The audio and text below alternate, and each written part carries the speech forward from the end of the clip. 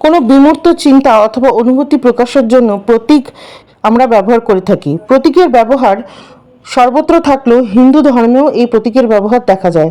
এমনকি হিন্দু ধর্মের সর্বোচ্চ দর্শন এই ভাবনার দ্বারা সম্পৃক্ত। আজকে যে প্রতীক নিয়ে আলোচনা করব তা হলো ওং। প্রণব বা ওং হলো সবথেকে গুরুত্বপূর্ণ মন্ত্র। ব্রহ্মের অভিন্ন রূপ হলো ওং। ওং এই এক অক্ষর রূপ ব্রহ্ম। অক্ষর অ উ ম যথাক্রমে ঈশ্বরের ত্রয়ী রূপ ব্রহ্মা, বিষ্ণু ও রুদ্র ও তাদের শক্তির পরিচায়ক। ওং এর কম্পনই শব্দ ব্রহ্ম, নাদ ব্রহ্ম অথবা আদি পুরুষের প্রথম প্রকাশ। ওং প্রকৃতির আদি কম্পন ও আদি ধ্বনি। ওং থেকেই সর্বভূতের অভিব্যক্তি। সুতরাং ওং এই বিশ্ব চরাচরের প্রতীক। স্বামী বিবেকানন্দ কল্পনা করেছিলেন একটি সার্বজনীন উপাসনা স্থান যেখানে কোনো মূর্তি প্রতিষ্ঠা হবে না, কেবলমাত্র ওং প্রতীকই প্রতিষ্ঠিত থাকবে। নাথ যোগীরা শিব উপাসনার সঙ্গে ওং এরও উপাসনা করেন। তাদের মতে ওং হলো আদি শব্দ, যা একেবারেই মৌলিক, অসৃজ্য, অপরিচ্ছন্ন, স্বাভাবিক শব্দ, যা শক্তির সহজাত শ্রুতিগ্রাহ্য সপ্রকাশ। পরম সত্তার নামরূপ হলো ওং। প্রত্যেক উচ্চারিত শব্দের নিজস্ব বৈশিষ্ট্য আছে। ষড়যন্ত্রের অভিজ্ঞতার ফলে তার উৎপত্তি এবং বিভিন্ন অংশে খণ্ডিত। কিন্তু ওং হলো সমস্ত বিচ্ছিন্ন শক্তিসমূহের উৎস, অভিঘাতহীন, সার্বজনীন, অবিরাম, অনাহত শব্দ। হৃদয়ের মধ্যে এর অবস্থান।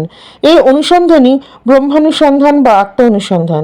সাধনার ব্যাপারে ফলপ্রসূ সাহায্য নিয়ে দৃঢ় কণ্ঠে এবং দীর্ঘায়িত লয়ে ওং শব্দটি বারংবার উচ্চারণ করতে বলা হয়।